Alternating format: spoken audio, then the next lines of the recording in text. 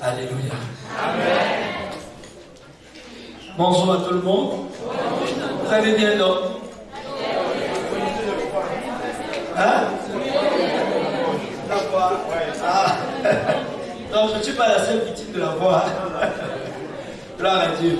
Je suis content d'être avec vous ce matin et encore plus content parce que j'ai mangé un gâteau d'anniversaire. Est-ce qu'on a chanté donc? Gloire à Dieu. Donc, ce matin, avant de m'entretenir avec vous, j'ai demandé que ceux qui avaient des questions, des préoccupations, sur lesquelles ils voulaient qu'on puisse leur répondre, puissent remplir des papiers, remplir leurs questions sur des papiers. Et j'en ai reçu. Ça arrive encore.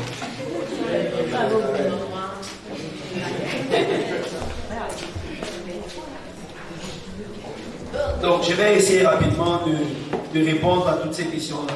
Alors, vous voyez que je ne veux pas que les questions accouchent les questions. Bon, c'est beaucoup, hein? Nous allons prier avant que je me jette un coup d'œil dessus. Père, tu es bon et je sais que la sagesse est à toi. Tu connais mieux que moi les réponses aux préoccupations de ces enfants. Et je prie au nom de Jésus-Christ, afin que tu te révèles avec précision et qu'il n'y ait aucune confusion dans l'esprit sur les détails où ils veulent être éclairés. Dans le nom de Jésus-Christ. Amen.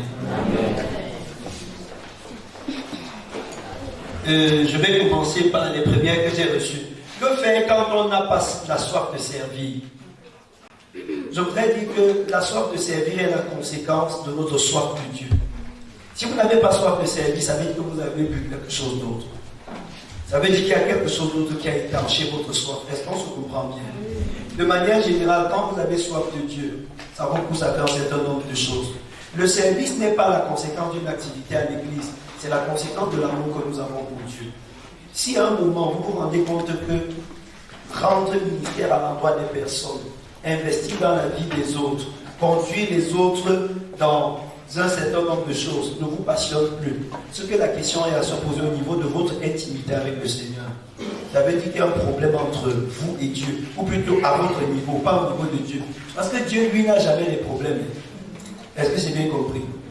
Oui, quand on dit au commencement, Dieu créa les cieux et la terre, on dit la terre était informe. La terre, c'est ce que Dieu a donné aux hommes. Est-ce qu'on a dit que le ciel avait les problèmes? Donc Dieu n'a jamais les problèmes. En tout cas, son problème, c'est toi. Donc si vous avez un problème dans votre dimension de service, retournez dans la communion avec le Seigneur et demandez-lui ce qui ne va pas avec. Il se trouve qu'en chemin, vous avez laissé autre chose étancher votre soif de Dieu. Il se trouve qu'en chemin, vous avez bu autre chose que le fleuve de la cité de Dieu. Il y a autre chose qui est venu prendre, dévorer votre vie, prendre la place de Dieu. Alléluia. Donc, deuxième chose, est-il possible que le silence de Dieu soit dû au fait qu'après avoir manqué de paix, après avoir douté, manqué de paix et désisté face à une conviction qu'on croyait avoir reçue de Dieu, que faire dans ce cas? Nous avons vu hier que Abraham a fait 13 ans de silence avec Dieu. C'était lié au fait que Dieu lui a demandé de faire quelque chose qu'il n'a pas fait, n'est-ce pas? De manière générale, quand le Seigneur nous dit de ne pas attrister le Saint-Esprit, c'est le Saint-Esprit, c'est une personne, n'est-ce pas? Quand il est triste, lui aussi, il arrive qu'il se taise. Et donc, quand vous vous rendez compte que vous n'avez pas obéi parfaitement à Dieu, et qu'à cause de ça, vous l'avez attristé, qu'est-ce qu'il faut faire? La Bible nous dit dans 2 Corinthiens 1, je crois, que la tristesse selon Dieu nous conduit à la repentance. Ça signifie quoi? Qu'il faut se repentir de notre attitude. Quand Dieu vous a parlé, certains parmi vous ont reçu des messages, ça fait 1 an, 2 ans, 3 ans, clair en ce qui concerne ce que Dieu attendait d'eux. D'autres même ont entendu Dieu leur parler, ils ont fait des vœux à Dieu. En chemin, ils ont désobéi, ça fait des temps qu'ils n'entendent plus la voix de Dieu. Qu'est-ce qu'il faut faire? Repentez-vous, retournez vers le Seigneur, retournez à ses pieds, traitez cette question-là. Nous servons un Dieu merveilleux qui aime la communion avec nous. Est-ce qu'on se comprend bien? Dieu aime tellement la communion avec nous que la Bible dit que chaque fois que Moïse entrait dans la tente d'assignation, la Shekinah descendait. C'est comme si tu étais pressé. Est-ce qu'on se comprend bien? C'est vrai qu'il n'est pas pressé de parler, mais il est pressé de passer du temps avec toi. C'est bien compris. Et donc, s'il y a un moment, un silence, un froid entre Dieu et vous, revenez dans l'intimité avec lui, demandez au Saint-Esprit. C'est lui qui va vous dire clairement, voici ce dont Dieu n'est pas content dans ta vie. Et une attitude chez les chrétiens aussi, c'est que souvent, quand Dieu fait silence, ils veulent culpabiliser, n'est-ce pas? Ils font comme les frères de Joseph. Ils veulent inventer les motifs pour lesquels c'est sûr que Dieu ne veut plus leur parler. Je vous ai dit que Dieu peut ne pas vous parler parce qu'il est fier. Parce qu'il est content de vous entendre. Lui aussi, il se tait souvent, il vous laisse parler. N'est-ce pas? Nous, on bavarde, mais Dieu, lui, ne bavarde pas. J'espère que la question est bien répondue, non? Donc, retournez à genoux au pied du Seigneur, demandez-lui, Seigneur, est-ce qu'il y a un problème entre toi et moi? Si Dieu ne vous reproche rien, alléluia, levez-vous, célébrez le Seigneur, contentez-vous de l'adorer, ça va réjouir son cœur. Si vous dites plutôt que j'ai quelque chose qui ne va pas avec toi, dis-lui, Seigneur, qu'est-ce qui ne va pas? Tiens, papa, lui, il aime, il est content d'avoir ce lien affectif avec nous. Il est content. Amen. Donc, c'était pour cette première question. Comment reconnaître qu'on a le don de prophétie? Peut-on avoir plusieurs dons à la fois? Oui. Si vous êtes né de nouveau, vous avez au moins un don spirituel. Et il est difficile que tous les 9 dons se manifestent à la fois. Vous pouvez manifester tous les 9 dons pendant votre marche chrétienne. Ce n'est pas comme si vous étiez dépositaire. Donc, on peut dire que je possède tel don. Les dons nous sont donnés pour l'utilité commune. Il arrive maintenant que Dieu, de manière souveraine, manifeste de temps en temps un don avec un tel, plus qu'avec un autre. Plus qu'à l'habitude. Ça veut dire que vous allez vous rendre compte peut-être que vous manifestez plus facilement et plus régulièrement le don des guérisons. N'est-ce pas? Ça ne veut pas dire que vous possédez le don de guérison. En effet, quand on parle des dons spirituels, c'est quoi? Ce n'est pas comme des objets que Dieu nous a donnés. Ce sont des manifestations de la présence du Saint-Esprit en vous. Ça veut dire que quoi? Les 9 dons qu'on a présentés dans 1 Corinthiens 12, je crois que vous avez vu ça avec le pasteur Julio, non? Quand il parlait de la puissance.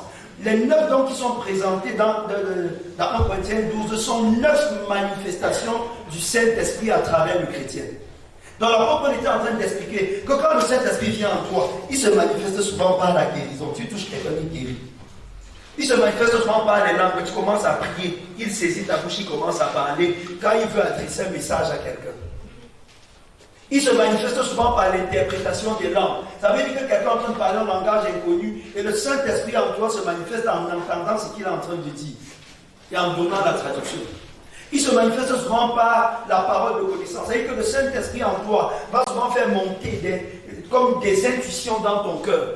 Et ça, beaucoup de chrétiens ne le savent même pas. Tu dis que non, ma tête m'a dit, c'est comme si c'est ma tête qui disait, ce n'est pas ta tête.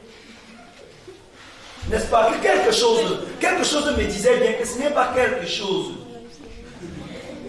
C'est le Saint-Esprit. Souvent, ça fait comme une voix qui est en train de monter en toi. Tu sens une voix insistante sur quelque chose. Parfois, ça va venir avec les visions. Le Saint-Esprit va venir faire un flash à tes yeux. On est là comme ça. Donc, tu as un flash de quelqu'un, bam! C'est le Saint-Esprit qui est en train de se manifester. Donc, on parle des dons spirituels. Il s'agit de la grâce que Dieu vous fait de voir le Saint-Esprit se manifester par l'une des 9 manières qu'on a vues. Parlant de la prophétie, particulièrement et du don des langues, il s'agit des moments où le Saint-Esprit attrape ta bouche et se sert de ta bouche pour divulguer un message aux autres. Est-ce qu'on se comprend bien? Quand les dons spirituels se manifestent, souvent au début, les gens ne se contrôlent pas émotionnellement. Quand ça vient de commencer, souvent la présence de Dieu est tellement forte en certaines personnes qu'elles crient, elles ne se souviennent même pas de ce qui est passé. Elles peuvent commencer à prophétiser, elles disent des choses, après tu demandes que mais qu'est-ce que tu as même dit? Moi je ne suis un peu au courant. Parce qu'il était dans un état d'extase et le Saint-Esprit se servait de sa bouche pour s'adresser aux gens. J'ai vu, pendant une soirée de guérison, j'ai une de mes filles, le don de l'Esprit a saisi ses mains pour la guérison. Et partout où elle passait, quand elle te voyait, ses mains étaient attirées sur les parties qui sont malades. Donc c'est comme si ses mains l'attiraient. Et qu'elle allait avec elle, avec la personne est malade. Et qu'elle te pose la main, la maladie part. Mais le don ne va pas toujours faire ça. Il y a aussi des moments où tu ne vas rien sentir. Surtout quand tu es en train de grandir dans ta communion du Saint-Esprit. De la même manière que les bébés fonctionnent sur les émotions. Dès que le bébé a faim, il pleure. Mais c'est quand vous avez faim ici, vous pleurez. terrasse. J'avais un frère qui supportait pour ne pas manger tout ce son bobo. Il ne pleurait pas. C'est tout. Donc c'est aussi ça. Quand vous êtes à votre début avec la manifestation de l'esprit, il y a des choses que vous ne supportez pas, vous fonctionnez sous les émotions. Mais plus vous grandissez, plus vous ne dépendez plus des émotions. C'est la raison pour laquelle, à un moment, je peux rester là, je ne ressens rien, et je vois quelqu'un, et ça vient dans mon cœur, tu as tel problème.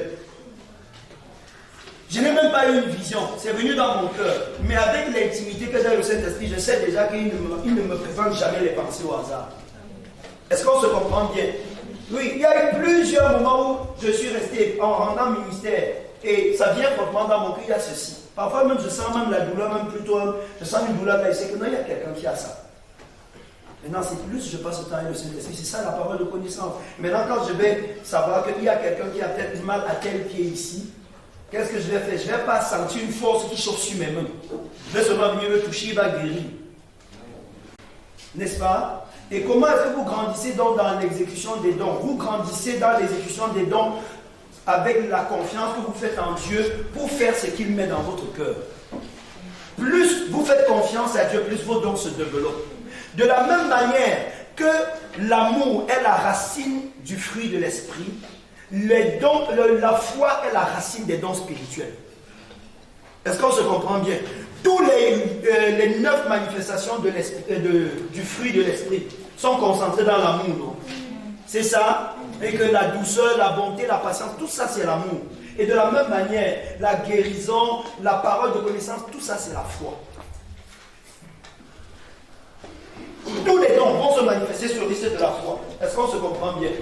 Oui. Maintenant, vous devez faire confiance. Et la Bible dit que la foi est agissante par l'amour. Ça, c'est Galates 6, je crois. La foi est agissante par l'amour. Plus vous aimez les gens, plus vous avez envie de voir leurs conditions changer, plus la foi va être agissante en vous. Plus l'amour qui est en vous, n'est-ce pas, vous motivant, va permettre à la foi de s'activer. Yes. Si ici, ça vous dirait que les gens soient malades, pourquoi vous voulez le don de guérison? Mais maintenant, si vous commencez à sentir un fardeau, on dit que la sœur, elle a un cancer, ou elle a ceci, et ça mijote dans ton cœur. Tu rentres à la maison, tu n'es pas tranquille. Mais Seigneur, comment? Moi, j'ai seulement une abcès un jour. Ça m'a torturé comme ça. Imagine un cancer. Hey Jésus, ça va guérir. Et tu commences à prier, non? Ça va activer les dons, que tu le veuilles ou pas. Généralement, dans l'église, la Bible dit que les dons sont donnés pour l'utilité commune, pas pour vous-même, pas pour l'utilité individuelle, pour l'utilité commune. Quand vous commencez à vous rendre serviteurs les uns des autres, les dons sont activés. Les dons comme la prophétie, la parole de connaissance, la parole de sagesse, souvent ne sont pas activés dans nos assemblées parce que les gens sont trop égoïstes. Et aussi, ils ont les relations rompues. Je suis avec mon frère si, n'est-ce pas? Il est en train de vouloir faire les papiers pour voyager. Et Dieu voudrait que je lui donne une instruction pour qu'il n'aille pas dans cette direction parce que ça ne fait pas partie du projet de Dieu. Mais le fait que l'année dernière, j'ai eu l'impression qu'une sœur que je convoitais est amoureuse de lui et ça a commencé à m'énerver. J'ai commencé à le calomnier, qu'il a un frère, ceci, il cherchait les femmes à l'église.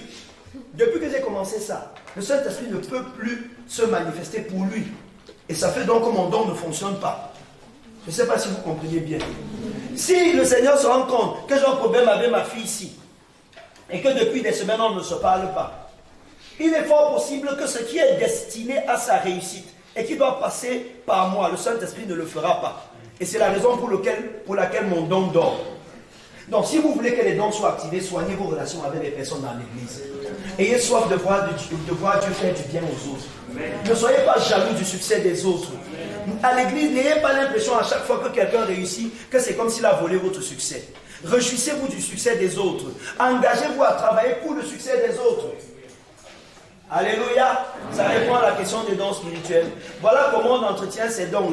On entretient de la même manière qu'une machette qu'on a aiguisée, on a laissée à la maison, va finir par se rouiller, il faudra aiguiser à nouveau. Il en est ainsi des dons spirituels. Plus vous les utilisez, plus ils se développent. Est-ce qu'on se comprend bien? Plus vous les utilisez, plus ils se développent. Aiguisez vos dons spirituels en développant l'amour dans vos relations avec les frères, en développant l'amour envers les perdus, n'est-ce pas? Oui, je me suis rendu à l'évidence que quand on va aux campagnes d'évangélisation, les miracles sont plus faciles que quand on est en assemblée comme ça. Est-ce que vous me suivez un peu? À la campagne d'évangélisation, c'est comme si souvent c'est même Dieu qui est garant de ce que vous dites. Quand Dieu a envoyé Moïs vers Pharaon, il a dit que je te fais Dieu pour Pharaon. Et Aaron sera ton prophète. Et c'est pareil, quand vous allez vers les Égyptiens, les gens qui sont dans le monde là, vous êtes Dieu pour eux. Ils n'ont jamais entendu l'Éternel. Tout ce qu'ils peuvent savoir de Dieu, c'est ce qu'ils voient en vous et c'est ce qu'ils entendent de vous. Et c'est ce qui fait donc que quand vous ouvrez la bouche, Dieu est prêt à mettre son cachet dessus. Imaginez donc le privilège dont vous vous privez quand on organise des sorties d'évangélisation, vous fuyez. Le Seigneur dit que nous faisons office d'ambassadeur, comme si Dieu exhortait le monde au travers de nous. Donc quand je sois évangélisé, Dieu exhorte le monde par moi. Donc je suis comme ça, c'est Dieu lui-même qui est en train de parler. Et à ce moment donc, quand le Saint-Esprit se manifeste, on appelle ça le don. Dans les 9 dons là, c'est 9 manifestations de l'Esprit. C'est bon? Clair? Ok. Hier, tu as dit que si on ne connaît pas le Dieu qu'on sait, on sera frustré. Alléluia, c'est vraiment ce que lorsqu'on a cru, on n'a pas eu un contrat, par exemple, de mariage avec lui, donc cessons de l'accuser. Lui, c'est vrai, c'est vraiment ça. Je veux donc savoir, qu'en est-il des promesses de Dieu qui tardent à venir? Par exemple, ce qu'il promet dans Marc 16, versets 17 à 18. Comment se comporter si on ne voit pas ces miracles dans nos vies? Je voudrais dire, Marc 16, verset 17 n'est pas une promesse. Pas du tout. Il a dit, voici les miracles qui accompagneront ceux qui ont cru. Il n'a pas dit, je donnerai les miracles à ceux qui ont cru. Il a dit, voici les signes. Les miracles, c'est les signes. Marc 16 est une description de ce qu'un chrétien doit être. Ce n'est pas une promesse. C'est un peu comme quand on dit, voici les signes qui décriront que comment on appelle, je ne sais pas, non, attends. Voici les signes qui décriront qu'un être humain est une fille. Hein? Quand vous allez à l'hôpital, si vous voyez une fille, vous allez la reconnaître, non? Par rapport à un garçon, en regardant, non? Les Marc 16 là nous donnent aussi ça avec on reconnaît un chrétien. Voici les signes qui vont l'accompagner. Si ça ne l'accompagne pas, parce qu'il n'est pas un chrétien. Ce n'est pas moi qui dis, c'est Jésus lui-même qui a décrit. Il n'a pas dit voici les signes qui accompagneront les pasteurs. Voici les signes qui accompagneront les prophètes. Voici les signes qui accompagneront ceux qui ont cru. Ça veut dire, que vous le vouliez ou pas, que la vie chrétienne est une vie extraordinaire. Et c'est normal, vous ne pouvez pas être le temple de l'Esprit souverain de l'Éternel, de l'Esprit qui a créé l'univers tout entier, qui gouverne la terre. Et vous êtes un homme ordinaire. Pas du tout. Regardez, qu'est-ce qui fait la différence entre un château et un palais?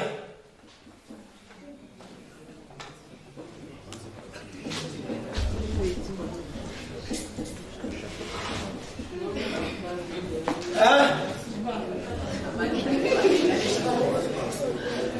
Attends, si c'est la même chose, dites-moi que c'est la même chose. Dites-moi que ce n'est pas la même chose. Je vous pose une question pour répondre. Oui.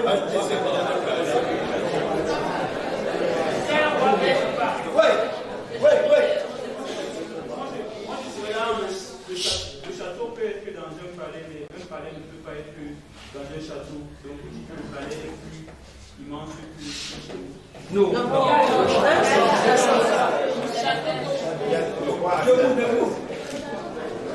Le roi habite dans le palais, pendant le château, plus de 3000 personnes. Alléluia. Suivez très bien.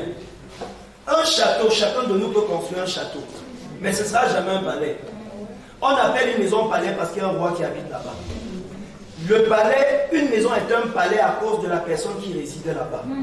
Si son excellence Paul Biya quitte étudie et il décide maintenant d'habiter dans la chambre ici à Malmayo, même comme c'est comme ça là, maintenant ça devient le palais présidentiel. Et l'autre là devient sur une grande maison. Vous me suivez bien? Et qu'est-ce que je veux dire? Je veux dire que votre vraie valeur ne dépend pas de vos appareils extérieurs et de ce que le monde dit de vous. Votre vraie valeur dépend de qui réside en vous. Yes. Si le Saint-Esprit est celui qui habite le corps que je suis en train de voir ici. Il se trouve que c'est le palais divin en cette saison ici sur la terre. Et donc ce n'est plus une maison ordinaire. Est-ce qu'on se comprend bien? Ce n'est plus une maison ordinaire. Un chrétien n'est pas une personne ordinaire. Il est une personne extraordinaire. Parce que la maison qu'il est désormais habitée par le roi des rois. Pas n'importe lequel. Dieu a choisi exprès de ne pas habiter dans les églises, de ne pas habiter dans vos temples, mais de venir habiter dans mon humble petite fille. Donc le joueur est en train de marcher. Si elle arrive à Écoute, elle est en train de trouver un roi, mais elle est habitée par le roi des rois. Et ça, Moïse avait conscience de ça. C'est pourquoi la Bible dit que quand Moïse voyait le pharaon visible, il avait foi en le Dieu invisible.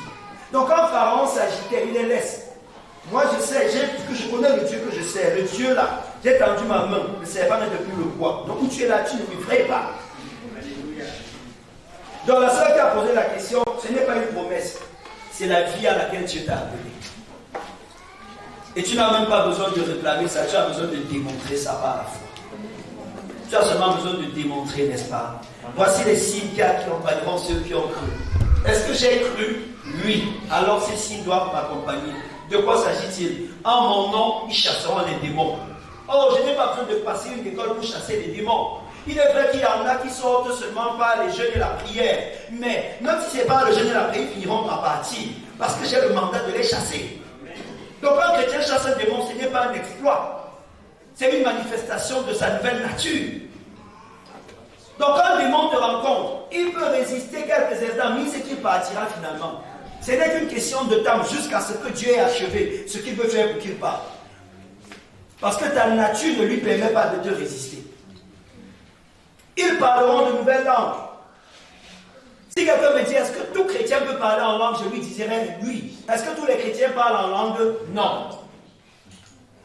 Mais tous peuvent-ils parler en langue? Oui. Donc maintenant, à vous de choisir. Ah non, pasteur. Vraiment, notre pasteur avait dit que quand tu parles en langue, c'est comme le baranté. Ok, c'est bien. Parle ton baranté. Reste avec lui, il n'y a pas de problème. Mais moi, je sais ce que parler ce langage que je ne comprends pas là a fait dans ma vie. Et je te dis que c'est bien que si tu parles. Est-ce qu'on se comprend bien? Voilà. Donc ça c'était pour les signes. Maintenant, si on a cru, on n'a pas eu un contrat avec le mari, c'était des introductions à la question. Si maintenant il y a une promesse que Dieu vous a faite, il peut arriver que de manière expresse, n'est-ce pas, Dieu vous a fait une promesse. Toutes les promesses de la Bible ici sont là. Mais il arrive que toutes ne vous sont pas destinées. C'est pourquoi le Saint-Esprit se charge lui-même de vous guider vers les promesses qui vous concernent. Il y a des promesses qui sont générales, il y a des promesses qui sont particulières. Et c'est la raison pour laquelle souvent vous répétez certains, tu as dit ceci, tu as dit cela, et Dieu ne réagit pas. Parce qu'il dit que non, ça ne correspond pas à ton adresse, ce n'est pas ici qu'on devait livrer le police. Est-ce qu'on se comprend? Maintenant, c'est là où il y a une différence entre la parole logos, qui est ça, qui est écrit ici, et la parole rhéma, qui est la parole que pendant que tu es en train de prier, tu attaches ton esprit particulièrement sur un verset. Il y a des gens qui ont fait la génétique ici, à l'université. On va parler de l'épigénétique. Il y a des caractères qui sont en l'homme, qui ne sont activés que par certains phénomènes. C'est ça. C'est aussi ce qui se passe avec la parole de Dieu. Toute la parole, si nous est destinée, mais elle ne réagit pas dans nos vies à tout moment de la même manière. Il y a certains que le verset, que tel verset biblique va être activé en 2006 par rapport à telle chose. Il y a d'autres que non, c'est plutôt en 2017 que le verset là va marcher pour eux. J'espère que ce que je dis n'est pas très compliqué. Maintenant, vous devez pouvoir comprendre chaque verset selon la saison dans laquelle vous êtes. Moi, j'ai un chapitre de la Bible qui parle de ma vie. Je vous dirai pas aller chercher pour vous. Chaque fois que je dois rencontrer quelque chose, je me réfère à ce texte et ça m'explique dans la saison où je me trouve. Ça me fait comprendre que tu es dans telle saison. Et bientôt, voici ce qui va arriver. Régulièrement, c'est le texte de mon appel, c'est le texte de ma vocation. Ce qui fait que ma vie est alignée sur ce texte-là. Quand on demandait à Jésus, à Jean-Baptiste, qui es-tu? Qu'est-ce qu'il répondait? Je suis le fils de Zacharie.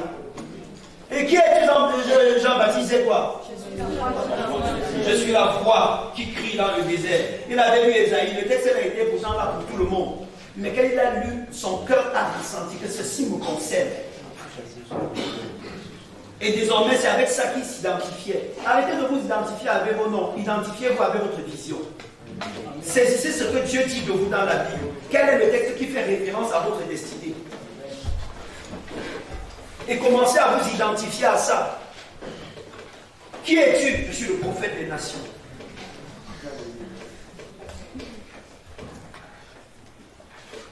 Amen. Amen. Donc, on a répondu. J'espère que ça va pour la sœur, non? Comment me proposer chez moi faire les miracles dans ma vie? On a dit que tu es un miracle. Crois, manifeste. Ce n'est pas le problème de Dieu, c'est toi. Question, ton témoignage, pasteur. Je vais finir avec.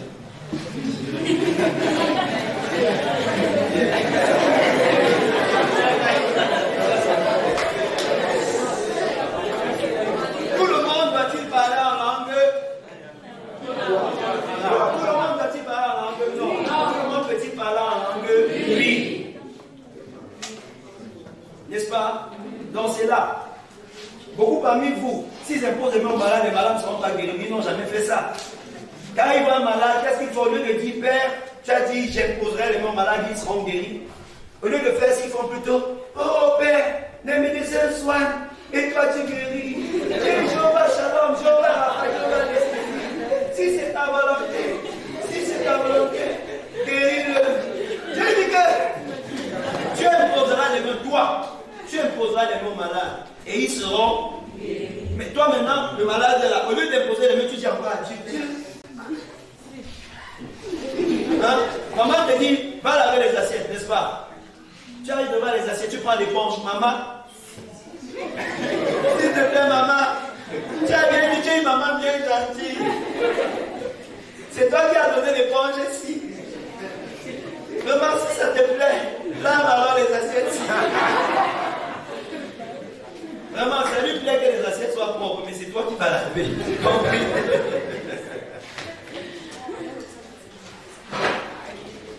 Jusqu'à hier, j'étais frustré parce que je ne parle pas en langue, mais l'enseignement m'a consolé. J'espère que ça t'a consolé que tu as parlé en langue finalement.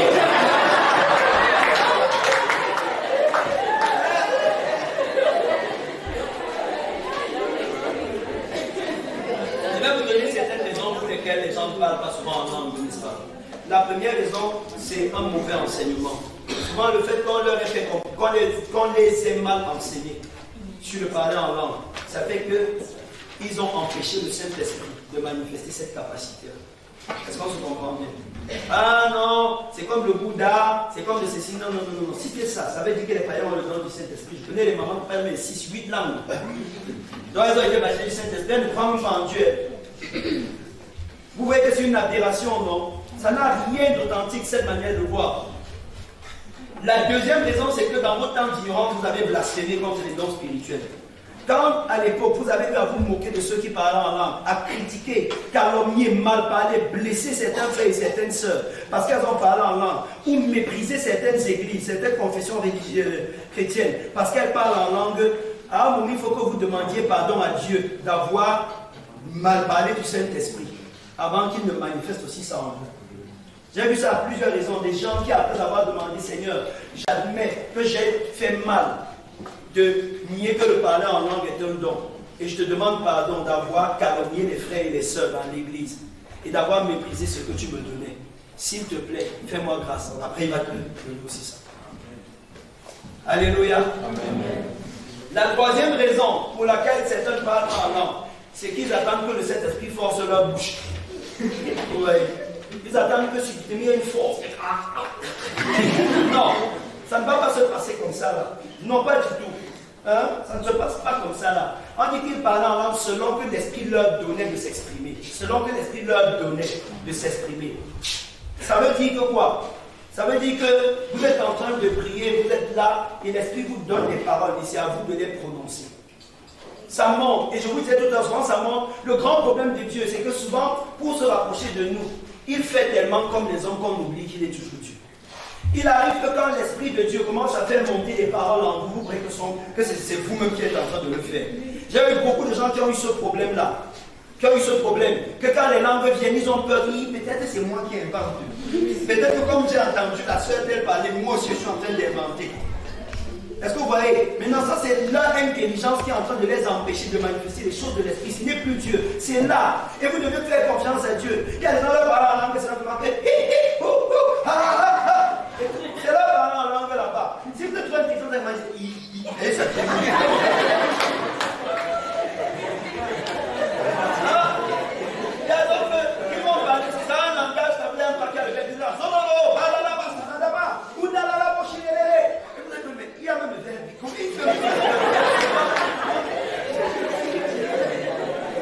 mais maintenant, la Bible dit que ce qui est sage aux yeux des hommes est une folie pour Dieu. Et que Dieu ne sait plus apprendre les choses folles du monde pour confondre les sages.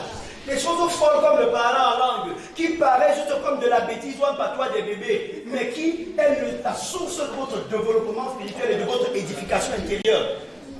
Est-ce qu'on se comprend bien? Donc vous devez avoir le courage. Si vous êtes en train de prier subitement une syllabe, et maintenant et tout. Il ne va pas vous forcer. Est-ce que c'est compris? Moi, quand je vais manifester le don de guérison, je n'attends pas que mes mains chauffent. Ou bien que quelque chose me pousse, non. Je manifeste que Dieu m'a dit que j'imposerai un mot, mari seront guéris, vrai ou faux? Pourquoi je manifeste cette foi pour la guérison, mais pour les langues, je ne le fais plus? Faites la même chose. Souvent, Dieu vous aide. On est en train de prier, lui-même il fait vibrer ta bouche. Seulement pour que tu saches qu'il y a quelque chose qui vient. Mais après qu'il ait fait ça la première fois, les autres fois, toi, mais maintenant tu dois lui faire confiance et ouvrir ta bouche et parler. Parfois aussi, Dieu vous montre dans les rêves. Souvent, ceux qui ont beaucoup de problèmes, Dieu vient même dans les rêves. Il leur montre comme ils sont en train de parler en langue. C'est pour leur dire que leur esprit est déjà en accord avec ça. Est-ce qu'il y a des gens ici qui parlent en langue dans les rêves souvent et qui ne parlent pas dans la réalité? Ceux qui parlent en langue dans les rêves et qui ne parlent pas dans la réalité. Dieu te dit que tu peux manifester ça. Tu as compris? Vous pouvez manifester ça. C'est déjà là. Il a déjà déposé ça en vous. Il faut maintenant seulement que vous ayez l'audace de la foi pour ouvrir la bouche et commencer. Après Satan, tu finis de parler même avant Satan dit que tu es sûr que tu n'imitais pas le pasteur. C'est arrivé à qui? Vous voyez que beaucoup de gens qui ont déjà eu à parler avant eu ce problème, non? Oui, parce que c'est le travail de Satan de vous donner l'impression que vous étiez en train de perdre le temps, que vous étiez dans l'imitation, que c'était la chair. Mais c'est faux. Souvent les jours où j'ai même senti même le plus de lourdeur, après avoir parlé en langue, j'ai alors vu la grâce se manifester même encore plus. C'est compris? Dieu a dit que celui qui parle en langue s'édifie. Je ne comprends pas. Je n'ai même pas la force. Je n'ai même pas l'appétit quand je le fais. Mais je le fais. Je sais que je suis en train de m'édifier. Amen. Amen. Vous aurez le temps de faire d'autres enseignements sur les langues. J'aimerais comprendre la manifestation de l'Esprit Saint par les MIS.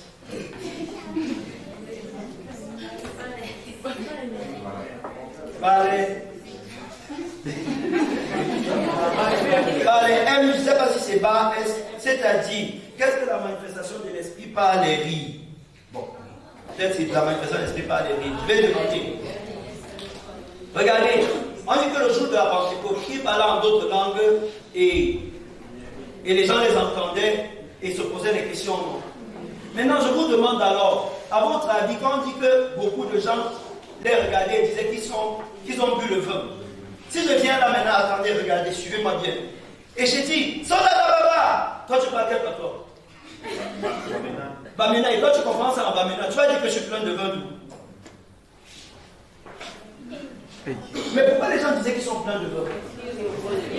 Mais parce que c'était comme des gens sous.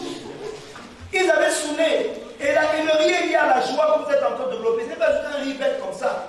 C'est une joie intérieure qui commence à l'intérieur de vous. Vous ne savez pas pourquoi vous êtes joyeux, mais c'est la joie de l'Éternel. Et c'est selon Néhémie la joie qui vous communique la force. C'est la joie du Saint-Esprit qui est en train de le faire. Parce que le fruit de l'Esprit, c'est la joie, c'est la paix, c'est l'amour, c'est la douceur. Donc, pendant les manifestations de l'esprit, il arrive que même votre caractère soit influencé et que vos émotions soient touchées. Si votre corps est le temple du Saint-Esprit, ça veut dire que votre âme et votre esprit, en même temps, qui résident dans votre corps, sont influencés par le Saint-Esprit. Il faut que votre bouche parle en langue, il faut aussi que votre cœur soit content, que la paix vous remplisse, que la joie vous saisisse et que votre bouche commence à rire. Il y a d'autres plutôt qui pleurent même. On peut se demander que c'est quoi la manifestation par les pleurs. Souvent il arrive, hein, je ne sais pas pourquoi, je me mets seulement à pleurer. Oh Jésus, Jésus, ce sont des soupirs inexprimables. Oh, tu es bon. Oui, mais pasteur, pourquoi il est bon? Je ne sais pas. Il est bon. Après, je commence à rire. Mais c'est ça les soupirs inexprimables que la Bible dit que nous ne savons même pas prier comme il faut. Il y a des moments où, quand certains problèmes vous dépassent, au lieu d'aller jouer des savants et faire comme si vous étiez conseiller du Saint-Esprit, alors que c'est le Saint-Esprit votre conseiller, vous devez seulement laisser, n'est-ce pas, que vos soupirs montent. Vous vous couchez devant Dieu. Oh, oh Jésus, Jésus, fais quelque chose. Oh, oh. Et Dieu dit que le Saint-Esprit est en train d'intercéder. Hein? Quand vous dites, oh, oh, oh, oh, je crie à toi, oh, oh, oh. Et vous commencez à prier comme ça. Oh, oh, je crie à toi, oh, oh. Elle a un problème, elle pleure quoi? Le mari d'une de mes filles m'a appelé l'autre jour. Il passe d'eau. Entends ce qu'elle fait depuis.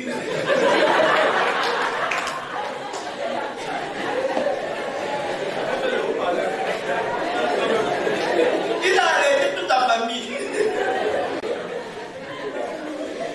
Et moi j'étais surpris que pendant qu'on paniquait, moi ça me disait rien. Et j'entends.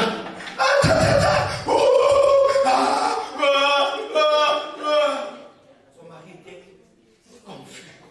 Les enfants ont souvent vu dans cet état d'ivresse avec le Saint-Esprit. Les enfants n'étaient même pas dérangés, c'est le père qui posait les questions. C'est venu dans ma tête. Si c'est le Saint-Esprit, elle n'est pas possédée. Ça veut dire que tu peux causer, tu peux lui demander, tu peux l'appeler, elle va te répondre. Et je l'ai appelé. Et dès que je l'ai appelé, elle m'a dit oui, oui, oui, papa, oui, oui, oui, oui, oui. Et je dis, qu'est-ce qui ne va pas? Je t'ai entendu prier. Et j'ai dit à son mari, non, laisse, elle est en train de prier, laisse. C'est compris.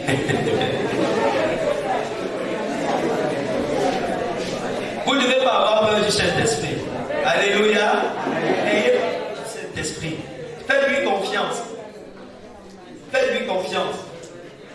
Quand il tient votre main, regardez, il y a une dimension de ce que vous connaissez et une dimension de ce que vous ne connaissez pas. Généralement, le cerveau humain a peur de pénétrer les zones qui sont inconnues d'elle. Est-ce qu'on se comprend bien?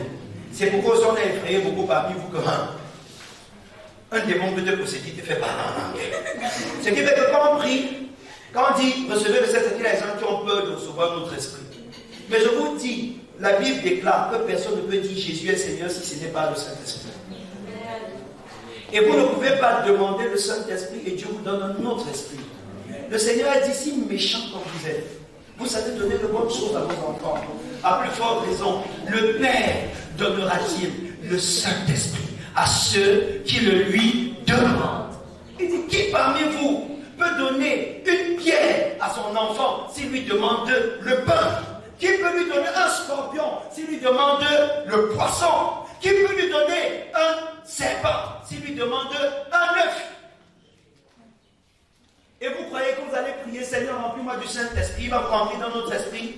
Si pendant qu'on est en train de prier pour le Saint-Esprit, il y a des gens qui manifestent autre chose, c'est que souvent nous-mêmes, nous sommes habités par des démons. Et quand le Saint-Esprit arrive, il fait le nettoyage, quand il entre en vous, il part débusquer des gens qui étaient cachés dans votre existence, parfois depuis votre enfance ou au moment de votre conception. Et il met ces esprits dehors. Ce n'est pas que vous avez reçu un autre esprit, c'est que le Saint-Esprit est venu mettre en évidence. Regardez, si un bandit est caché ici, et qu'il y a le noir, j'allume ma torche, et je vois le bandit au monde. C'est la torche qui a mis le bandit là-bas. Est-ce que c'est la torche qu'il a mis? Alléluia.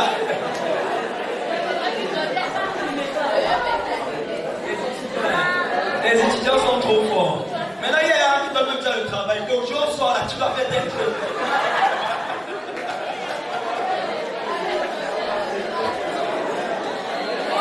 Alléluia. Comment faire pour que Jésus devienne mon meilleur ami? Il faut l'accepter comme un petit enfant. Parce qu'il est l'ami des petits enfants. J'aime beaucoup être naïf. Il y a des moments où je préfère ne pas croire ce qui est mal. Je dis non, les petits enfants, ils ne sont pas comme nous les grands. Devenez un petit enfant. Aimez Jésus et cherchez sa présence. Refusez de trop connaître. Même quand vous connaissez, ne parlez pas sans que Jésus ne vous ait demandé de parler. Faites de lui votre maître. Il deviendra votre ami. C'est bon. Je voudrais savoir, pasteur, si un enfant de Dieu qui le sert, ancien d'église, et qui se lève un matin autour d'une prière pour aller évangéliser, en cours de route, il fait l'accident et meurt, écrasé par un camion.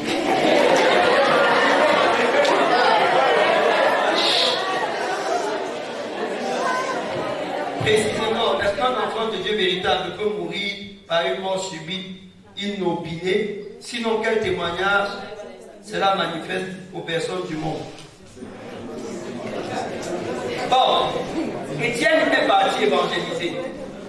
On l'a calomnié, Dieu n'a rien dit. On l'a arrêté, Dieu n'a rien dit. Il a même encore prêché. Dieu était content au ciel, n'est-ce pas? Il s'est même levé de son trône. Le seul enfant voit le Seigneur debout. Quand on a vu Dieu debout de manière physique dans une vision, c'était au jour d'Étienne. Et les gens avaient les cailloux. Dieu n'a rien dit. Quand Dieu était debout, peut-être que quelqu'un peut croire que Dieu va arrêter quand on le lapide. Et pourtant, on a lapidé Étienne. Il est mort, c'est ça. C'est une mort facile. Entre ça et le camion, il y a quelle différence? Mon frère, je préfère celui qui partait évangéliser, il est mort, écrasé de camion, que celui qui était couché chez lui, dormant paresseusement. Et qui s'est couché, il est lui mort comme ça, dormant. L'autre est mort en mission. Regardez, ce n'est pas là, il n'y a pas les bonnes morts. La manière de mourir est forte. C'est le témoignage que tu rends de votre destin. Le pauvre Lazare n'avait même pas qui l'enterrer à sa mort. Et pourtant, il était dans le sein d'Abraham. À votre avis, j'ai une histoire d'un riche. Ses frères sont allés torturer sa femme. Vous savez pourquoi? Parce qu'il est mort dans un dispensaire. Yo! Tu as laissé notre frère mourir dans un dispensaire. Tu as laissé notre frère mourir dans un dispensaire. Tu devais l'évacuer en Europe. Vous savez ce qu'il est gêné? C'est que sur le programme des obsèques, on devait écrire, on ne devait pas mettre que mort en France. Mon frère, attendez, quelle est la différence entre être mort à Banjoun et être mort à Paris? Il y a même une différence. La mort, c'est la mort. Hein? Non, laissez l'État faire le certificat de genre de mort. Vous les chrétiens, travaillez pour le genre de vie, compris? Votre genre de vie est plus important que votre genre de mort. C'est vrai que moi-même je souhaite avoir une bonne mort bien douce. Ouais. Quand je suis dans la description de la mort du TV, je suis dit waouh, Jésus. Un jour tu es là comme ça, tu finis de prêcher, tu peux un peu là, en buvant l'eau, tu es assis, tu t'es sur le mouchoir et tu dors. Mais vraiment, c'est quelle différence entre ça et plutôt, je suis allé en Afghanistan et les gens ont ramassé les cailloux parce que je leur ai parlé de Jésus. Ils m'ont visé, je suis mort. Waouh! Quelle est la différence?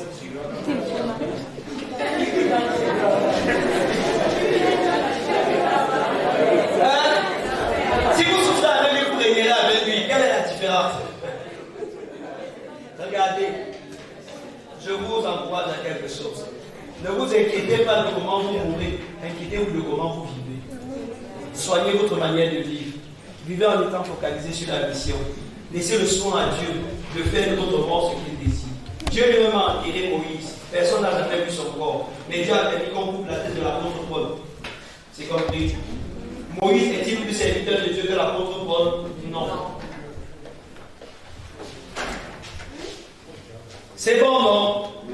Donc arrêtez de calomnier les gens quand vous voyez leur mort. Arrêtez pas de dire, il est un grand pasteur. Non, c'est sûr qu'il a fait quelque chose contre Dieu. La paix ici n'est pas saine. La paix ici, là, ce n'est pas saine. Mais c'est faux. Ne parlez pas comme des imbéciles de ce que vous ne connaissez pas. Amen. Amen. Bon, je vais finir avec ça. Pas dernière question. C'était mon témoignage. Non, on a écrit des questions. Pourquoi tu n'as pas écrit ta part? Ou bien c'est la question de la question? Ah, bon, exceptionnellement, oui. Par rapport à l'histoire de destinée qui se passe, Oui. j'aimerais savoir, par exemple, si on lit un livre de la Bible et notre esprit s'attache toujours à ça, et quand on lit les livres, on se rend compte que notre esprit s'attache toujours à ça, mais que dans le concret, on ne peut même pas. Donc peut-être on peut voir les échos que la personne a passé, on se rend compte que ce soit les mêmes effets, mais dans la destinée de la personne, la destinée finale de la personne, on ne se voit franchement même pas pour atteindre ce genre de niveau. Comment ça prend et ça revient à percussion. Et la deuxième question, comme on dit, c'est est-ce que savoir de le parler comment est-ce que c'est les enfants, par exemple, tu vis avec les enfants et que tu parles avec les enfants ont déjà copié ça, genre, ils passent le temps, les petits enfants dans ce stade, comment Ah, ce n'est pas ton problème. Laisse Dieu.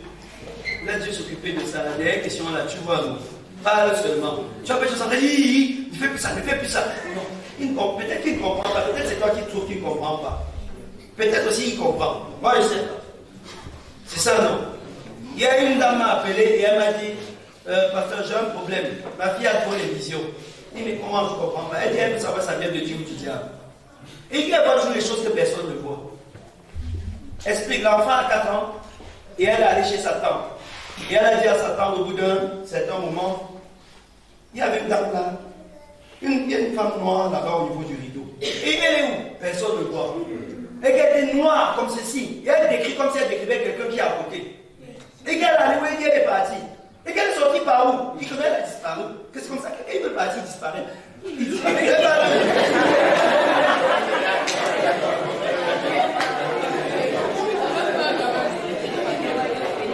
Hein? Et les gens étaient tellement étonnés, non. Dernièrement, sa mère, en sortant le matin, elle lui a dit, il faut que tu fasses très attention, parce que j'ai vu qu'on était en train de t'empoisonner. On va prendre 4 ans. J'ai vu qu'on était en train de t'empoisonner. Donc méfie-toi. Et sa mère arrive au travail, sa collègue lui a tendu une gamelle de crudité. Elle a mal.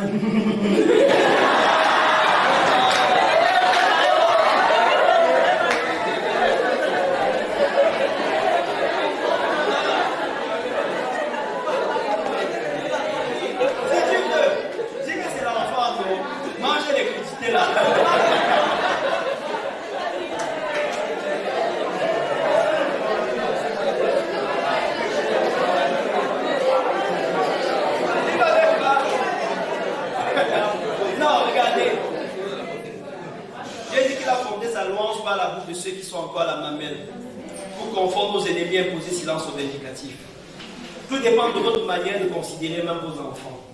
Si Satan, à 1 an, peut initier vos enfants et en faire des sorciers, j'ai pu à comprendre des cas où vous voyez, on dit qu'un papa a violé une fille de 2 ans, mais quand on dit mon cas, on peut vous demander que c'est la fille de 2 ans qui a violé le papa.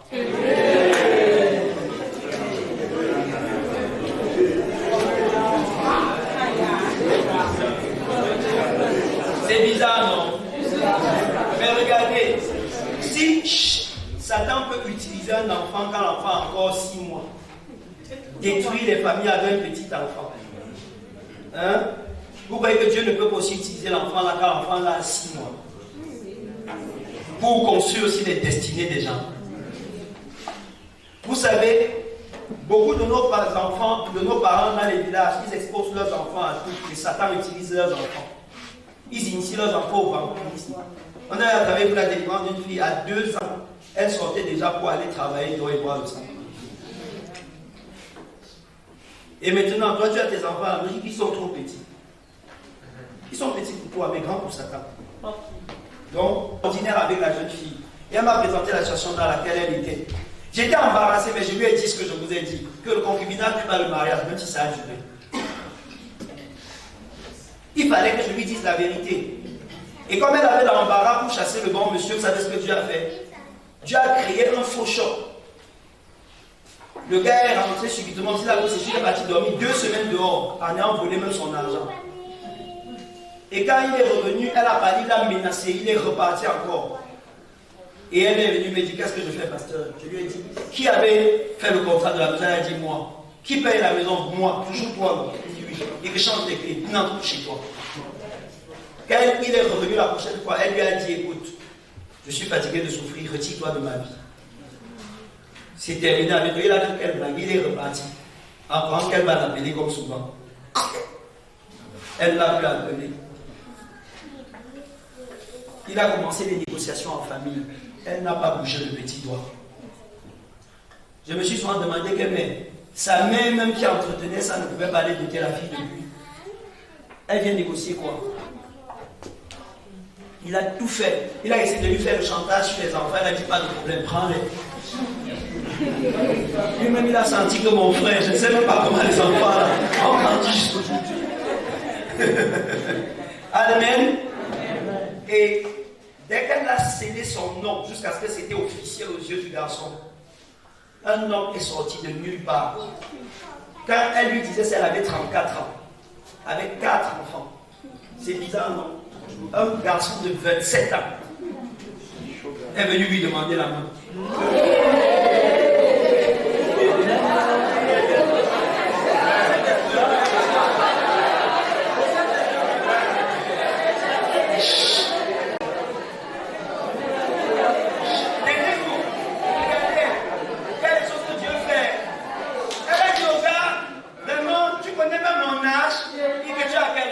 Il prend 4 ans, ça ne fait rien.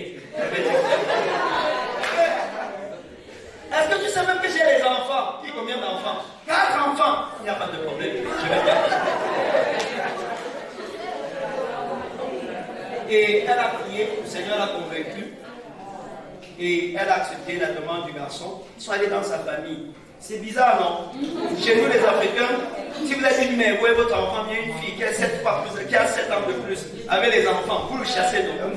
Mais partout, elle passait dans la famille, tout le monde disait, bienvenue maman. Eh, maman, gloire à Dieu. Oh, Dieu a donné une femme comme ça à notre fils. Ils se sont débrouillés pour que 3 mois plus tard, elle soit dotée. Aujourd'hui, elle est mariée, elle a eu un 5e enfant avec cet homme. Et toute la famille est à la maison en train de rentrer à ses pieds pour l'entretenir. C'est aussi comme ça que Dieu honore ceux qui sont intègres.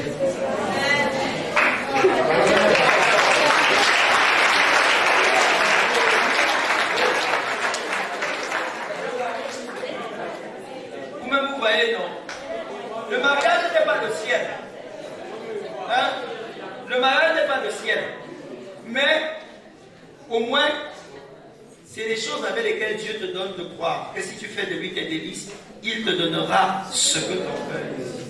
Moi j'étais très surpris, mais comment est-ce que cette histoire s'est passée? Ah, moi je me dis que même dès qu'elle a même charmé le jour là, c'était le charme du Saint-Esprit. C'est-à-dire que c'est le Saint-Esprit lui-même qui traitait ses affaires. Vous allez arriver un moment, mes enfants qui sont ici, et on va commencer à vous effrayer en famille. Tu as déjà tel âge, tu as déjà tel âge, fais ta part d'enfant, tu as déjà tel âge. En plus, même le médecin a dit que quand on dépasse, arrêtez ça. Elle avait 34 ans, avec 4 enfants. Elle s'est mariée avec un homme plus jeune.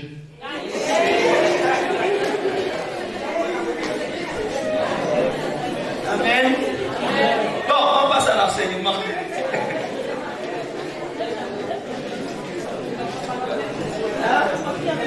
Il y a quelqu'un qui conteste, elle n'est pas d'accord. Tu n'es pas d'accord, pourquoi? Je te permets d'avoir objection. Toi aussi tu as objection.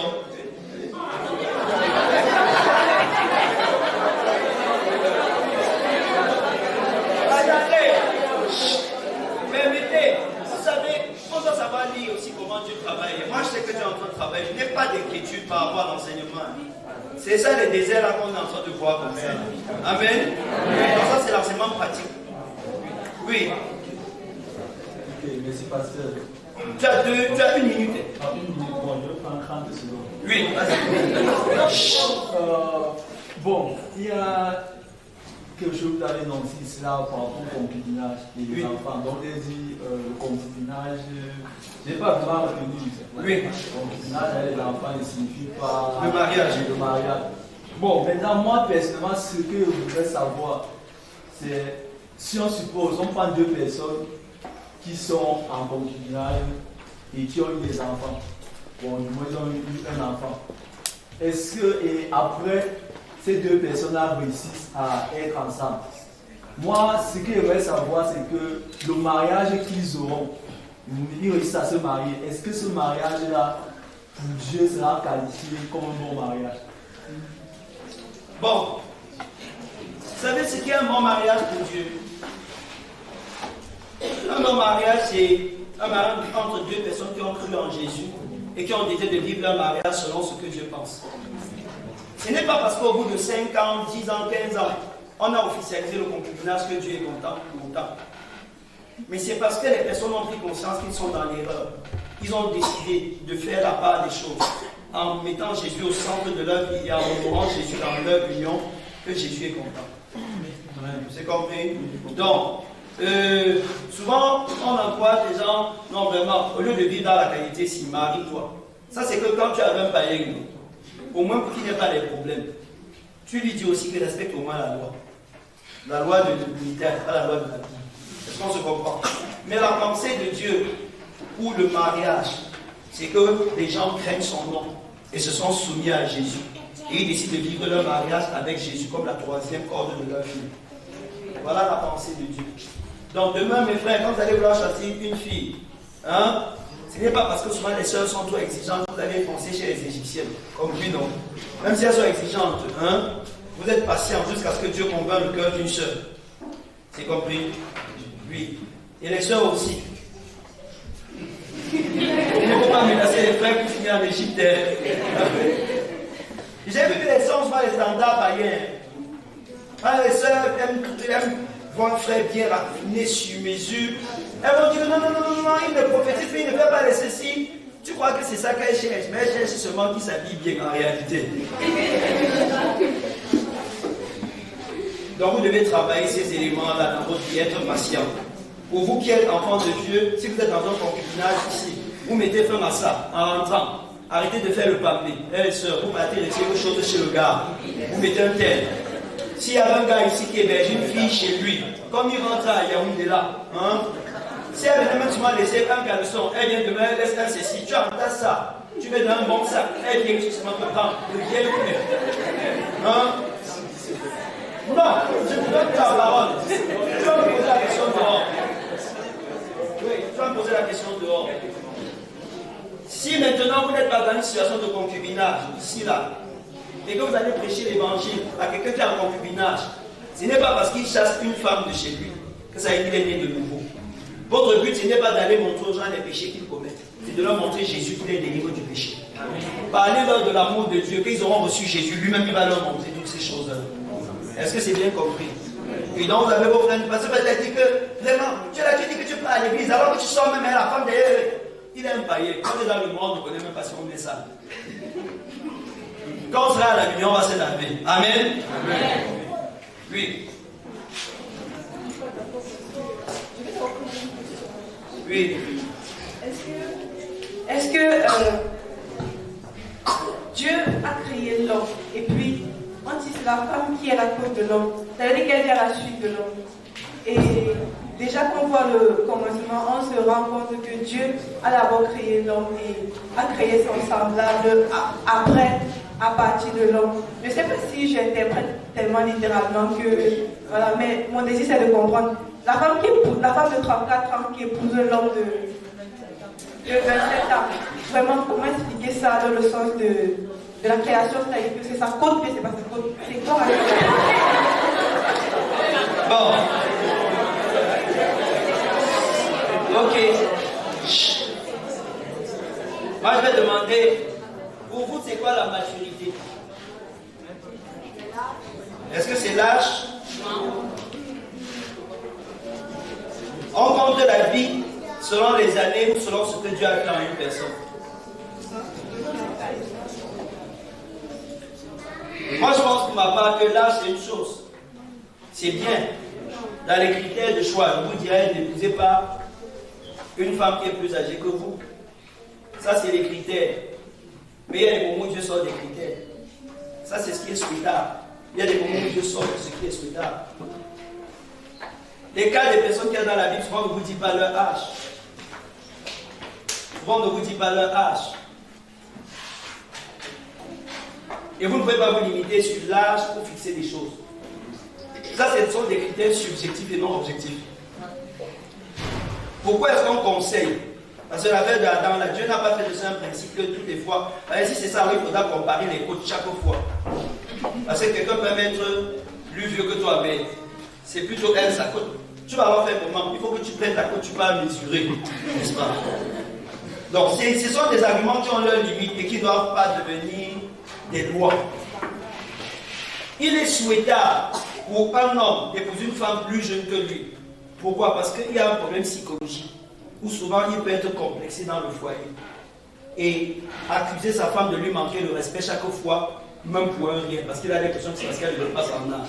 Ça, c'est une question psychologique, que vous ne soyez pas frustrés. Mais Dieu n'en a pas fait une règle.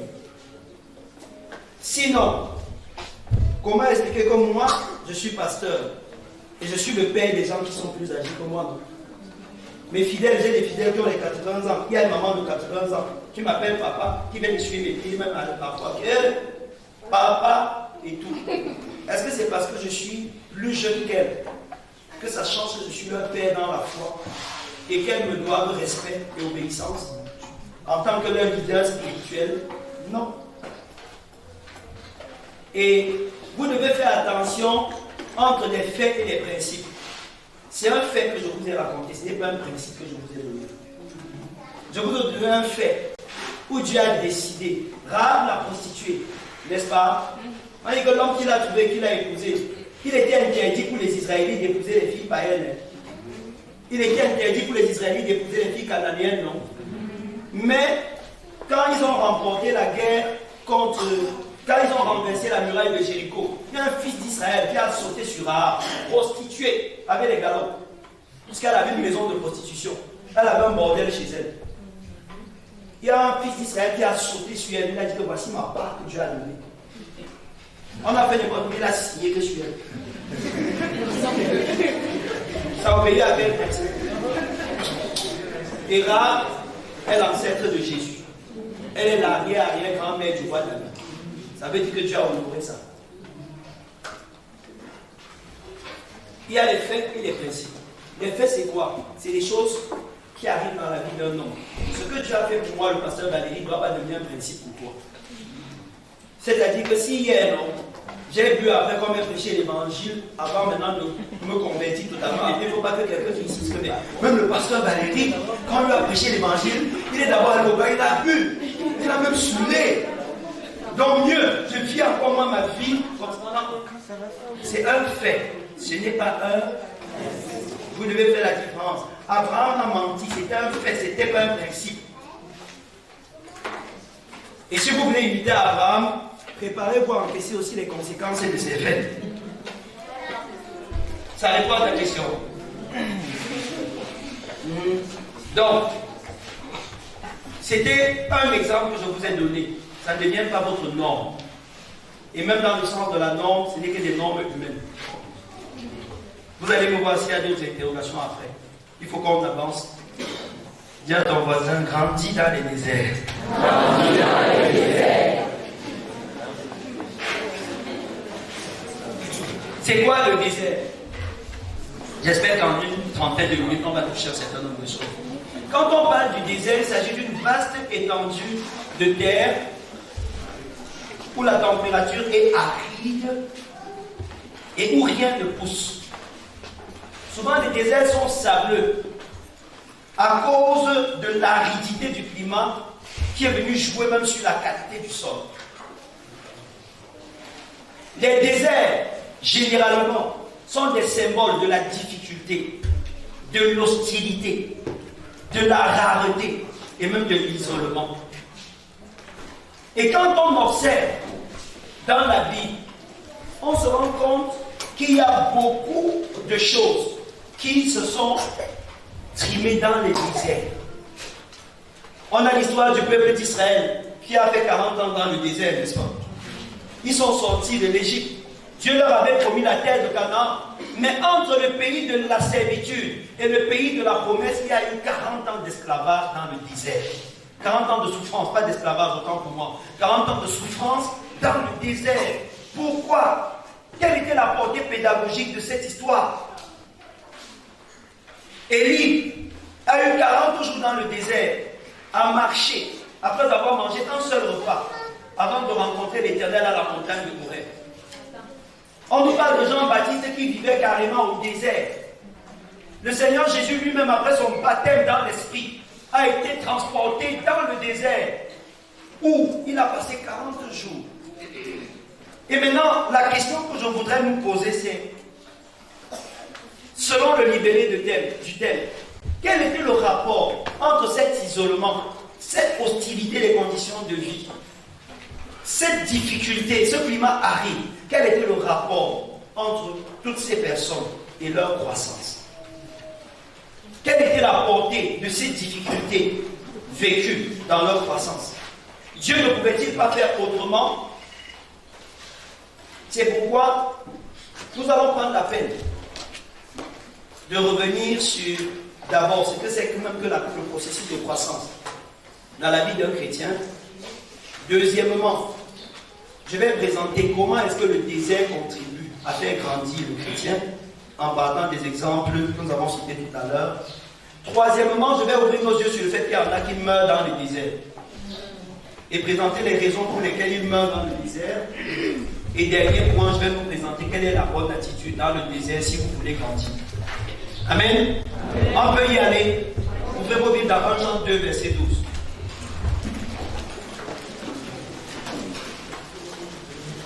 1 Jean 2, verset 12. Pour que nous verrons ensemble les différentes étapes du processus de croissance d'un chrétien. 1 Jean 2, verset 12. Oui. Je vous écris, petit enfant. Je vous écris quoi? Petit enfant. Petit Enfant. Voilà. Parce que vos péchés vous sont pardonnés à cause de son nom. Oui. Les petits enfants, qu'est-ce qui s'est passé avec eux? Leurs péchés sont pardonnés. Leurs péchés leur sont pardonnés. Pourquoi? À cause de son nom. Ils ont confessé son nom. Ils ont reconnu que voici le nom par lequel nous sommes sauvés. Et voici désormais le nom pour lequel nous voulons vivre. Voici le nom que nous allons invoquer devant nos difficultés. Voici le nom par lequel nous allons marcher. Voici le nom pour lequel nous allons vivre désormais. Ça, c'est les petits enfants. Hein? Voilà. Leurs péchés leur sont pardonnés à cause de son nom. Oui. Je vous écris, Père, parce que vous avez connu celui qui est dès le commencement. Ah, je vous écris quoi? Père. Pourquoi? Parce que vous avez connu celui qui est dès le commencement. Quelqu'un voit la connaissance qu'on voyait, connaît le Dieu que tu sais, non? Hein? Vous voyez, ici les pères sont déjà des gens qui sont aguerris à cause de la révélation qu'ils ont de la personne de Dieu. Ils ont connu celui qui est dès le commencement. Ils ont une connaissance profonde. Qui est celui qui est dès le commencement? Qui est celui qui est l'alpha et l'oméga? Ils le connaissent dans sa profondeur. Ils ont une révélation de sa personne. Ils ont eu dans leur vie l'information, l'expérience et la révélation de Dieu. Ils ont expérimenté Dieu et Dieu leur a dit de lui ce que les autres ne connaissent pas. C'est pour ça qu'ils sont devenus des pères. Quand ils se tiennent et qu'ils parlent de Dieu, ils parlent avec une certaine assurance. Mais entre les enfants, les petits-enfants et les pères, il y a une autre catégorie. Je vous écris, jeunes gens, parce que vous avez vaincu le malheur. Je vous ai écrit. Je vous écris, jeunes gens, pourquoi? Parce que vous avez vaincu le malheur. Parce que vous avez. Les jeunes gens, c'est qui? C'est les adolescents. C'est les gars qui sont en quête de personnalité. C'est les gars qui aiment la célébration. Ils sont toujours en train de bousculer. La Bible dit que la force est la gloire des jeunes gens. La gloire des adolescents. Vous allez voir, ce qui caractérise les adolescents dans la puberté, c'est qu'ils veulent se révéler, n'est-ce pas? dans tout ce qui passe. Même les jeunes filles, elles veulent qu'on des saintes femmes. C'est pour ça que quand la mère compte, elle croit que je suis toujours une petite fille comme maman. Dès que, il nanou, et il y a même joué des petits noirs. Elle ne croit pas que j'ai grandi. Elle ne croit pas que j'ai grandi. Hein? Ça, c'est les ados, les jeunes gens. Leur personnalité n'est pas encore bien formée, n'est-ce pas? Ils sont à la recherche de bataille. Ils veulent des démonstrations. C'est pour ça qu'on va entendre que mademoiselle adolescente veut faire les concours de Miss. Pour qu'on la voit, on sente sa beauté, n'est-ce pas? Elle va vouloir avoir des chaussures qui ont des couleurs frappantes. Parce que comme adolescente, il faut attirer l'attention. Et dans le domaine spirituel, maintenant, on a cette catégorie. Les adolescents spirituels, c'est les gars qui aiment la bataille. Ils aiment les démonstrations. Le jour où il prie un démon est chassé, il fait la publicité. Est-ce qu'on se comprend bien? Je vous ai écrit, petits enfants, parce que vous avez connu le Père. Je vous ai écrit, Père, parce que vous avez connu celui qui est dès le commencement. Je vous ai écrit, jeunes gens, parce que vous êtes forts et que la parole de Dieu demeure en vous et que vous avez vaincu le malheur. Voilà, on reprend encore le schéma. Ça, c'est 3 catégories de personnes qu'on a dans la foi. Le jour où vous désirez de recevoir Jésus, vous n'êtes pas encore un père. À tous ceux qui l'ont reçu, elle a donné le pouvoir de devenir. Vous êtes devenus enfants de Dieu. Mais selon Colossiens 1, verset 28, le but de Dieu, c'est de vous amener à devenir semblable à la stature parfaite de Christ. À devenir des hommes faits, des pères. Alléluia. Quand on parle de père, il s'agit de la capacité d'engendrer. Mais les petits enfants, comme j'ai dit, c'est des gens qui ont expérimenté l'amour de Dieu. Ils connaissent le Père. À cause de son amour, ils ont ouvert leur cœur pour recevoir Jésus. Dans le livre du pasteur Julio, Grandi, tout ça là c'est bien explicité. N'est-ce pas? Il vous a parlé de son livre Grandi, non? Oui. Il y a beaucoup de choses. Hier, je vous ai parlé du ministère des apôtres, pasteurs, prophètes et autres, qui a pour but de nous amener à connaître Dieu, non? Voilà. Et vous devez comprendre que quand il y a des livres qui sortent là, quand il y a des livres qui sortent, ce n'est pas parce qu'on cherche de l'argent, hein. C'est pour l'édification. Et vous devez les prendre et les lire. Il y a des choses qu'on est en train de dire, on dit aussi vite en passant. Après, maintenant, vous devez prendre les livres, lire, sucer la substance pour pouvoir grandir. Alléluia. Donc, je recommande ce livre-là. Il y a même un chapitre, je crois, aller lire Grandir dans les déserts.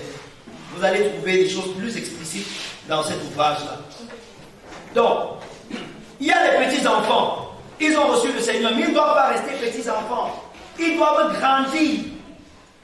Il y a les adolescents. Les adolescents sont des gens qui, après avoir expérimenté l'amour de Dieu, commencent à découvrir la vie du miracle, l'autorité du nom de Jésus-Christ. Chaque fois, ils veulent les faits de guerre, n'est-ce pas? C'est pourquoi ils sont prêts à rester sur un cas, même 2 jours jusqu'à la personne soit délivrée. Ça, c'est l'adolescence spirituelle. Ils sont téméraires, ils veulent expérimenter les exploits dans la foi. Ils ont soif de grandes choses. Je sais qu'il y a beaucoup d'adolescents ici, n'est-ce pas? Quand on parle de l'onction, leur sang bouge.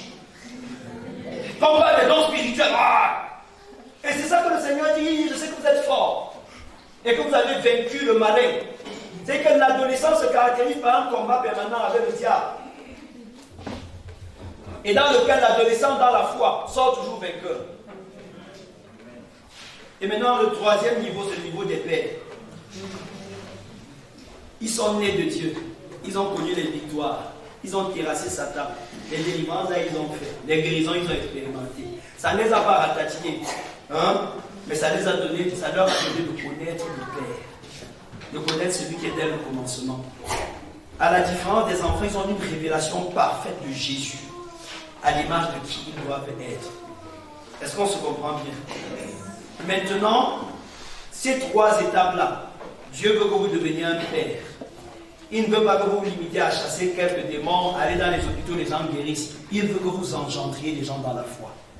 Il veut qu'au niveau de l'université, on puisse voir des cellules de prière qui naissent dans vos chambres d'étudiants parce que vous avez gagné les gens à Jésus. Vous avez engendré. Il veut que dans les entreprises que vous aurez, que vos maisons deviennent des lieux de prière où vos collègues après le travail se retrouvent souvent chez vous pour adorer avec vous parce que vous les avez amenés à l'obéissance de la foi. Il veut. Vous croyez que c'est depuis ça? Vous savez, c'est souvent aussi ça la relation avec Dieu. Il y a des moments où tu as l'impression que tout va bien, que tout s'est arrêté depuis. Donc il faut arrêter de faire le bien aussi. Donc, je disais, Dieu veut qu'en tant que Père, vous puissiez vous reproduire. Vous puissiez retransmettre ce qu'il a déposé en vous. Il y a des batailles et des difficultés que vous êtes en train de rencontrer aujourd'hui qui doivent simplement être la préparation de nouveaux ouvrages au travers desquels Dieu bâtira d'autres personnes. La vie que vous menez aujourd'hui, c'est une nouvelle histoire que Dieu est en train d'écrire pour les générations à venir.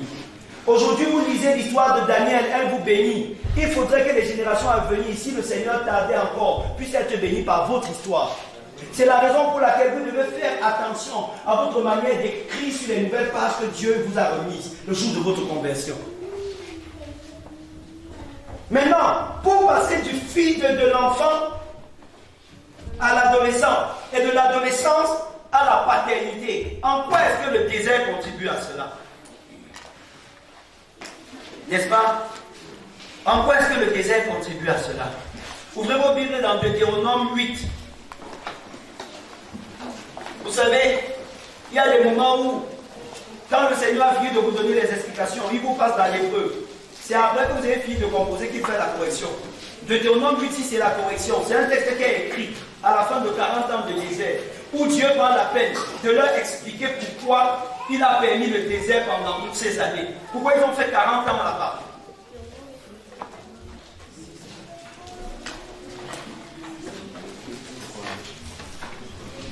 Deutéronome 8, verset 2. Deutéronome 8, verset 2. Souviens-toi de tout le chemin que l'Éternel, ton Dieu, t'a fait faire pendant ces 40 années dans le désert, afin de l'humilier et de t'éprouver. Afin de s'humilier et de t'éprouver pour savoir quelles étaient les dispositions de ton cœur. Alléluia. À quoi sert le désert ici? Hein? On lit jusqu'au verset 7. Comme ça, parce que ça ne nous coupe pas dans la lecture. Vas-y, lis jusqu'au verset 7. Quelles sont les dispositions de ton cœur et si tu garderas ou non ses commandements. Il t'a humilié, il t'a fait souffrir de la faim et il t'a nourri de la manne que tu ne connaissais pas et que n'avaient pas connu tes pères, afin de t'apprendre que l'homme ne vit pas de pain seulement, mais que l'homme vit de tout ce qui sort de la bouche de l'Éternel. Ton vêtement ne s'est point usé sur toi, et ton pied ne s'est point enflé pendant ces 40 années. Reconnais en ton cœur que l'Éternel, ton Dieu, te châtie comme un homme châtie son enfant. Amen. Amen. Dans ma version, châtier est traduit par éduquer. Hein? Reconnais que l'Éternel t'éduque comme l'homme éduque son enfant. Ça veut dire que le désert avait un but pédagogique. Et on voit dans les 3 versets qu'on vient de lire un ensemble de choses par lesquelles l'Éternel était en train de faire passer les personnes pour les faire transiter de l'enfance à la paternité. Alléluia. Commençons. On dit d'abord, qu'est-ce que j'ai fait dans le désert? Commencer. La première chose qu'on avait dit tout à l'heure, c'est quoi? C'était quoi? C'était l'humiliation. Le désert, c'est l'endroit où Dieu vous dépouille de ce qui fait votre gloire. C'est l'endroit où Dieu rend non fonctionnel ce dont vous vous glorifiez. Parfois, quand vous aviez 18 ans, vous paraissiez belle comme une rose. Et de temps en temps, vous étiez sûr que c'est à cause de ça que vous allez bien vite vous marier. C'est ça, non, les sœurs? Voilà. Mais quand 28 ans approchent, et que vous êtes toujours à la maison, vous commencez à vous demander si la beauté là servait à quelque chose, n'est-ce pas? Quand vous avez été le premier de votre promotion, chaque année vous aviez les meilleurs notes. Et à la sortie, tous vos amis ont eu le travail, sauf vous. Vous avez passé 1 an à trimer. Vous continuez à faire les répétitions comme quand vous étiez encore étudiant. Et vous voyez même vos amis ont déjà les véhicules de service. On appelle ça l'humiliation. Ce sont les difficultés par lesquelles Dieu vous révèle l'incapacité et l'impuissance de vos propres moyens. Ce sont les moyens par lesquels Dieu montre que dans votre vie, vous ne devez vous accrocher à aucune force personnelle. Ce sont les moments par lesquels le Seigneur vous apprend à ne pas vous accrocher à vous-même et à ne pas mettre votre confiance en vous-même. C'est l'humiliation. Et pendant 40 ans, j'étais humilié. Quand tu es sorti d'Égypte, tu pouvais te glorifier et voir ton nombre, 2 millions de personnes. J'étais laissé dans le désert pour que tu saches que tu peux t'égarer. C'est le moment où le Seigneur enlève toutes les assurances et les sécurités humaines que nous avons pour que nous sentions notre faiblesse et que nous apprenions à compter sur lui. Mais il n'y a pas que l'humiliation, il y a encore quoi? L'épreuve.